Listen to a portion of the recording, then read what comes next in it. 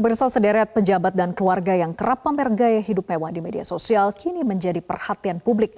Ini terjadi setelah kasus Rafael Aluntri Sambodo mengemuka. Atas kasus ini sejumlah kementerian dan lembaga melarang ASN pamer harta.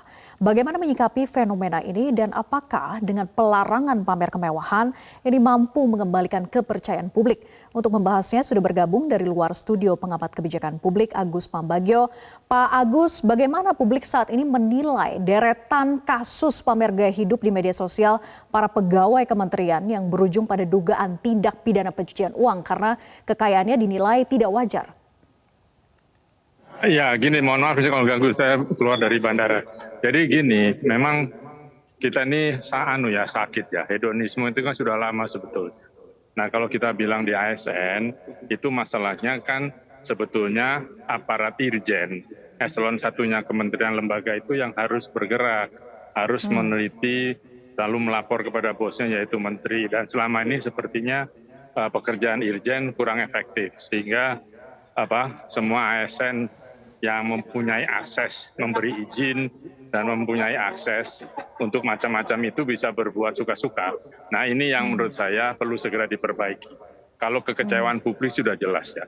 Kita baca di media sosial begitu besar, orang akan tidak bayar pajak dan sebagainya, itu juga akan menjadi persoalan sosial yang serius.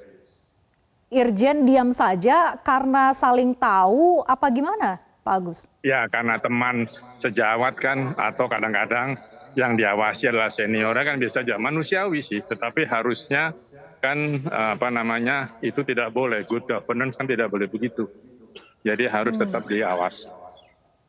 Sudah membudayakah sebetulnya? Menurut saya iya, karena sudah lama itu terjadi dan ya tidak ditangani dengan tegas. Harusnya menterinya juga harus melihat, tapi memang menteri banyak pekerjaan, jadi irjennya harus efektif. Oke. Kepercayaan publik kepada kementerian terkait, apakah terjadi penurunan atau bagaimana saat ini, Pak Agus? Pasti. Kita bisa lihat di media sosial atau pembicaraan sehari-hari di luar begitu. Kan ini kecemburuan sosial terjadi. Kan kita tahulah berapa sih gaji ASN, dan ini juga membuktikan ketidakpercayaan saya bahwa gaji tinggi akan tidak membuat orang tidak korupsi, tidak. Buktinya Kementerian Keuangan kan KL yang tertinggi gajinya. Buktinya masih juga. Ya. Dengan kepercayaan publik yang menurun ini, apakah ada dampak langsung sebetulnya kepada kementerian terkait? Misalnya kementerian yang membutuhkan partisipasi publik, pembayaran pajak, seperti Ditjen Pajak lah begitu. Ya tentu ada. Ya itu yang harus diperbaiki. Pasti ada dampaknya begitu ya. Tapi yang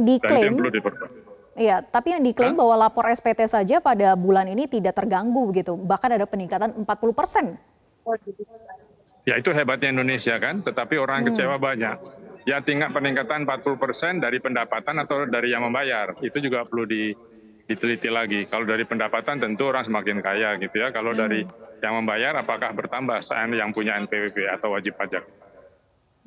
Oke, Pak Agus, Menteri Keuangan, Menteri BUMN hingga Menteri ATR ini melarang pegawai di kementeriannya pamer harta di media sosial. Apakah larangan ini dapat mengembalikan sebetulnya kepercayaan publik yang sudah tercederai? Dapat kalau yang membuat pelanggaran itu ditindak tegas. Kalau tidak ya pemerintah nanti ini kan ramai paling seminggu 2 minggu, setelah itu juga hilang. Saat ini kan sedang Inspektorat Jenderal di masing-masing kementerian, khususnya Kementerian Keuangan yang kita ketahui begitu ya, sudah memanggil 69 pegawai Kementerian Keuangan untuk diklarifikasi terkait dengan dana janggal, aliran dana janggal di sekitar 300 triliun yang diungkapkan itu kan oleh sudah PPATK. dilakukan dari kapan-kapan kan, bukan karena lalu ada kasus. Harusnya kan sudah dilakukan sejak. Dan tugasnya Irjen kan memang itu, memberikan pengawasan internal. Lamban, tapi menurut Anda apakah akan bisa menguak atau justru akan menutup kasusnya? Harus ada korbannya yang ditindak tegas. Kalau enggak, masyarakat tidak akan percaya. Anda masih optimis dengan kerja dari Inspektorat Jenderal, ataukah sebaiknya limpahkan saja semuanya kepada KPK? Ya itu harus merubah kan itu aturannya begitu. Di Undang-Undang ASN sekarang kan jelas. Jadi kalau merubah, yang merubah undang-undangnya nanti. Capek lagi lah, membuat undang-undang gampang tapi menjalankannya sulit. Jadi menurut saya jalankan saja, kasih contoh yang sudah melanggar dihukum, nah nanti masyarakat akan bisa menilai menjadi lebih baik Irjen. Irjen bekerjalah serius karena Irjen kan punya aparat inspektornya. Ya. Pak Agus, kemudian apa yang harus dilakukan kementerian terkait ini agar bisa mengembalikan kepercayaan publik? Optimalkan Apakah kerja Irjen. cukup dengan komitmen Kalau tidak, bersih-bersih saja, Irjennya Pak Agus? diganti. Bagaimana? Ya, Irjennya kalau nggak diganti, dah. Kan Irjen eselon 1, tanggung jawab langsung ke Menteri. Kalau Irjen tidak bekerja, ya Irjen diganti. Jadi komitmen bersih-bersih yang dimaksud termasuk Irjennya juga begitu ya Pak Agus? Kalau Iya, memang ingin bersih semuanya? Karena menurut saya kesalahan ada di situ, pengawasan internal. Kan Irjen kan pengawasan internal. Sebelum itu diambil alih oleh aparat penegak hukum kan Irjen. Kalau sudah diketahui Irjen, lalu sudah dikasih sanksi, masih aja nyolong itu, ya harus serahkan pada aparat penegak hukum. Masalahnya sapu untuk membersihkan itu juga kotor, jadi susah dong. Oke.